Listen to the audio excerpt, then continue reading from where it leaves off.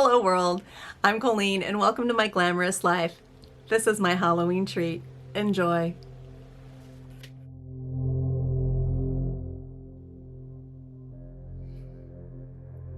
Once upon a midnight dreary, while I pondered weak and weary over many a quaint and curious volume of forgotten lore, while I nodded nearly napping, suddenly there came a tapping, as of someone gently rapping at my chamber door.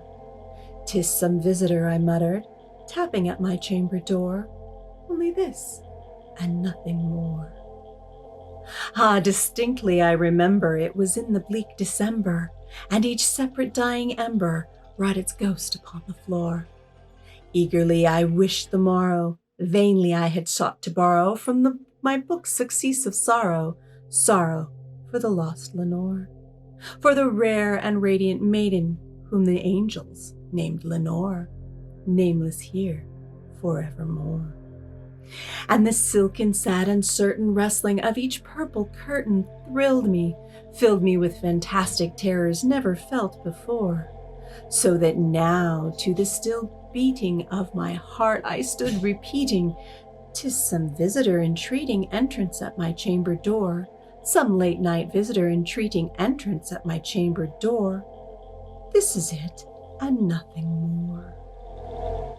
Presently my soul grew stronger, hesitating then no longer.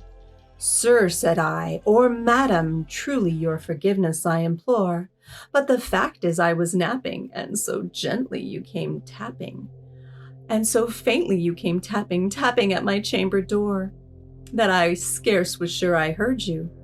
Here I opened wide the door. Darkness there, and nothing more.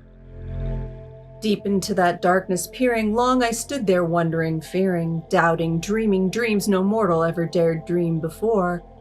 But the silence unbroken and the stillness gave no token, and the only word there spoken was the whispered word, Lenore. Then I whispered, and the echo murmured back the word, Lenore. Merely this, and nothing more. Back into the chamber turning, all my soul within me burning. Soon again I heard a tapping somewhat louder than before. "Surely," said I, "surely that is something at my window lattice. Let me see then what threat is, and this mystery explore. Let my heart be still a moment, and this mystery explore. 'Tis the wind, and nothing more." Open here I flung the shutter with a many flirt and flutter. In there stepped a stately raven of saintly days of yore. Not the least obeisance made he, nor a minute stopped or stayed he, but with a mien of lord or lady perched above my chamber door, perched upon a bust of Pallas just above my chamber door, perched and set, and nothing more. Then this ebony bird beguiling my sad fancy into smiling, by the grave and stern decorum of the countenance it wore. "Though thy crest be shorn and shaven, thou," I said, "art sure no craven. Ghastly grim and ancient raven wandering from the nightly shore, tell me what thy lordly name is on the night's Plutonian shore." Quoth the raven, "Nevermore."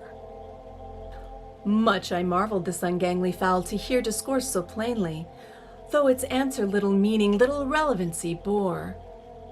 For we cannot help agree that no living human being ever yet blessed with seeing bird above his chamber door, bird or beast upon a sculptured bust above his chamber door, with such a name as Nevermore. But the raven, sitting lonely on the placid bust, spoke only that one word, as if his soul in that one word did he outpour. Nothing farther then he uttered, not a feather that he fluttered. Still I scarcely more than muttered, "Other friends have flown before. On the morrow he will leave me, as my hopes have flown before." Then the bird said, "Nevermore." Startled at the stillness broken by reply so aptly spoken, "Doubtless," said I, "what it utters is only stock and store, caught from some unhappy master, who a merciful disaster followed fast and followed faster till his songs one burden bore. till the dirges of his hopes that melancholy burden bore of never, nevermore. But the bird still beguiling all my fancy into smiling. Straight I wheeled a cushioned seat in front of bird and bust on door. And then upon the velvet sinking, I betook myself to linking fancy unto fancy, thinking what of this ominous bird of yore, what this grim and gangly, ghastly, gaunt, ominous bird of yore meant croaking, nevermore. This I sat engaged in guessing, but no syllable expressing to the fowl whose fiery eyes now burned into my bosom's core. This and more I sat divining, with my head at ease reclining on the velvet cushion lining that the lamplight gloated o'er, but whose velvet violet lining with the lamplight gloated o'er she shall press, ah, nevermore. Then methought the air grew denser, perfumed by unseen censer, swung by seraphim whose footfalls tinkled on the tufted floor. Wretch, I cried, thy God has lent thee. By these angels hath he sent thee respite, respite in nepenthe from thy memories of Lenore. Quaff, oh quaff this kind nepenthe, and forget this lost Lenore. Quoth the raven, nevermore. Prophet, said I, thing of evil, prophet still, if bird or devil, whether tempter sent, or whether tempest tossed thee here ashore, desolate yet all undaunted on this desert land, enchanted on this home by horror haunted, tell me truly, I implore, is there balm in Gilead? Tell me, I implore. Quoth the raven, nevermore. Prophet, said I, thing of evil, prophet still, if bird or devil, by that heaven that bends us above, by the God we both adore, tell this soul, if sorrow laden within the distant Aden, it shall clasp a sainted maiden whose angels named Lenore. Clasp a rare and radiant maiden who angels have named Lenore. Quoth the raven, nevermore. Be that word our sign of parting, bird or fiend, I shrieked upstarting. Get thee back into the tempest and the night's Plutonian shore. Leave no black plume as a token of the lie thy soul has spoken. Leave my loneliness unbroken, quit that bust above my door. Take thy beak from out my heart and take thy form from over my door. Quoth the raven, nevermore. And the raven, never flitting, still is sitting on that pallid bust of Pallas just above my chamber door. And his eyes have all seeming of the demons that is dreaming, and the lamplight o'er him streaming throws his shadow on the floor.